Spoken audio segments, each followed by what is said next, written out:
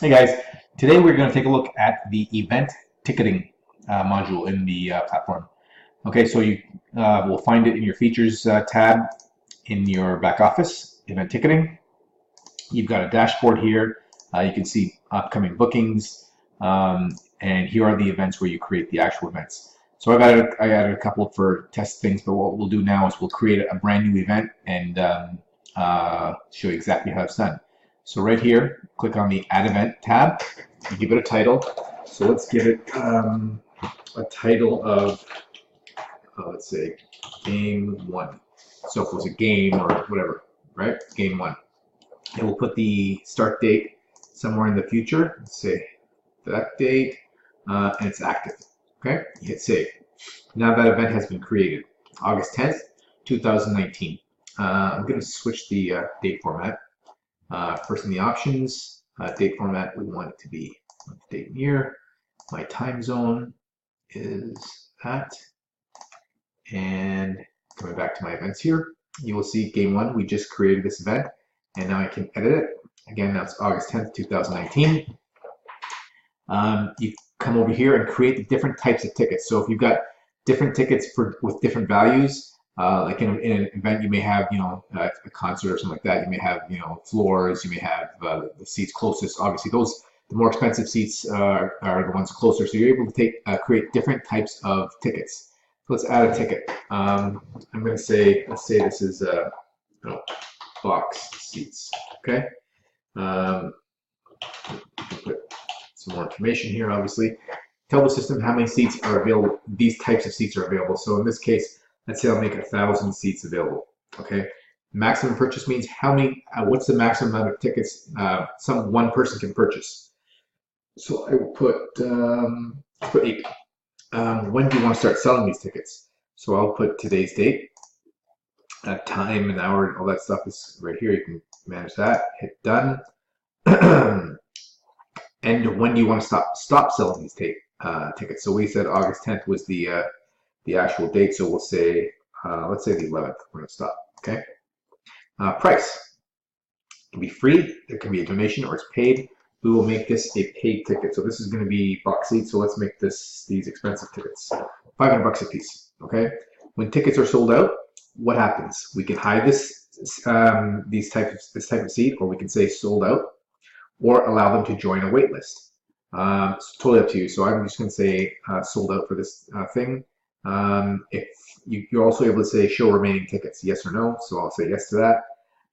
Require attendees' names on your tickets. So you can say, let's say I buy 4 tickets for me and my family. You can ask the purchaser to add people's names on those tickets if it's necessary. I'm going to pass on that. We don't need names on people's names on the tickets. So we'll save that. Okay. Now we can create a seat map. I'm not going to add a seat map here, but you can, and you'll be able to map out the functionality just like you do on our home screens. So you can make this whole thing was the venue's seat map. I'd be able to click on an area and say this is seat 1, seat 2, seat 3, and you can actually sell individual seats rather than just. Actually, you know what? Let me do that. I'll just create some sort of an image here. Let's create. See here, where's my desktop? I will create an image. Let's say, let's just use this image. Okay, I save that. Now you can see this would be obviously you want to put something with actual seating, like a seating map. But what you're able to do is set tickets. Like these are seats, so I can set 1, 2, 3, 4, 5. Put them, I can put them in any place I want. So when I'm selling the ticket, I can actually, as a user, pick the seats that I want to sit at. Right? You can put these anywhere you want. You can make them bigger. You can name them. This could be, whatever, gold seats or whatever you want to call them, and how many tickets are in each seats. Right? So that's how that works. What I'm going to do now is delete this because I don't want you to see this on the front end. So I'm going to delete that. Okay. So that's what you see. That's how you add the seat maps. Discounts. If you want to add a discount code, so let's say a promo code or a discount code, you can do that here. Just hit the add button, the code, the amount, the discount dollar amount. So let's add a code here just to show you how everything's done. I'll put promo one, and then the amount type, is it a discount or a percent? So I'll say it's amount, it's going to be $25 off. You could say which ticket types. If I had different types of tickets, it would all be listed here, and I could check whichever ones these promos apply to. So I'll put box seats. And then what's the minimum number of tickets purchased in order for me to get this discount? So let's say you need to purchase 2 tickets.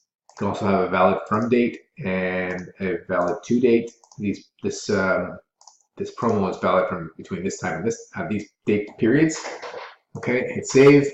When you come over to your bookings, you can see the bookings made. Okay, and then you also have the PDF ticket printout. You can also add a ticket image here, and then over here you're able to put all this stuff here. So these are all the placeholders. I copy all this stuff and just paste it in the body of the thing here. So I don't need someone's email on the ticket stub. This is what's going on the actual ticket stub. I don't need their phone number. I guess I could use the event, and then the event date, the ticket number, yes, seat number, yes. Let's spread this out a little bit. Ticket, yes. And you can obviously put, you can type your own stuff up here and put whatever you want, but I'm just going to leave this simple for now. There's my ticket stub, and then again, I could put an image with my company's branding. I can put all that kind of stuff right here. Okay, save that. So now this is done. What I'm going to do is go back and create another type of ticket. I will create gold seats, okay, just so you can see different types of tickets we can do. I'll say that there's 5,000 of these available, maximum purchase 10 per unit, per person. We'll say done here, and then the 11th, done. The price for these, the other ones were 500, so let's make these 350. Sold out, and show remaining tickets, yes, and we don't need people's names. Save. The map, I'm not going to add a map. Discounts, I will forget the discounts for this one. Bookings, we'll see that, and again, PDF tickets, the same thing. So now, when we go to the events, we can actually see what this looks like. We have no tickets sold. So right here, you can go see what this is going to look like on the front end inside of the app. If I click that, so I click that, you can see the front end here. Step 1, these are all the steps required to complete the purchase. So we've got our box seats, we've got our gold seats. Let's say I want to buy 2 of these and 2 of these. Okay, price is automatically calculated, tickets are there. I go to checkout, my name, email, all that kind of stuff. Let's add a name here. Okay, notes if I want to put any in payment method. I'm going to say cash because I'm not really making a payment here. Accept the terms and conditions and hit submit. And there you go, is a little summary. And tickets have now been completed. Now we can go back to the back office and see what it looks like on the booking side. Okay, so here we are at the dashboard. You can see game 1. We had 6,000 tickets available. We sold 4. I just made that purchase right now. If I go to my bookings, you will see there I am right there. 4 tickets. That's what I paid for them. Let's click on the events. You can see game 1 sold 4. If I click on that, you can see the ticket numbers, the IDs. That's who bought them. And back to the events here, and that's essentially it. It's very simple to do. You've got some options here. You can set different types of information, obviously your currency, all that kind of stuff. Your PayPal address to be paid with, authorized.net. If you're taking cash payments, all that kind of stuff is pretty straightforward. Notifications, you can create notifications for automatic emails to be sent when things are purchased. So for example, right now, this is going to be a notification when a new booking is received. It's going to be going to the admins, right? A payment confirmation email. This will be going to the people that made the purchase, and a cancellation email. Okay, so all these are things that you can, these are all things that they come with a little bit of pre-populated information, but you guys can come down here and customize it as you see fit. Okay, these are going to the customers. These ones are going to the admins. Okay, same stuff, but just different emails going to different people. Customers here, administrators here. So administrators mean the people that own the venue. So those are automatic emails. The booking form here, you can customize this. Pretty straightforward. We've got this in most of our modules. Whatever you want to have required can be managed here. Your terms and conditions, all dummy text right here. Make sure you update this. Languages. So if you wanted to put different languages, you could customize all the different things that we have as far as buttons and all that kind of stuff goes. And then the invoices you're able to put an actual logo here. of your company and create your company name, all that kind of stuff. And then you are going to be able to send an invoice with the tickets purchased. Here is some other options: accept payments with PayPal.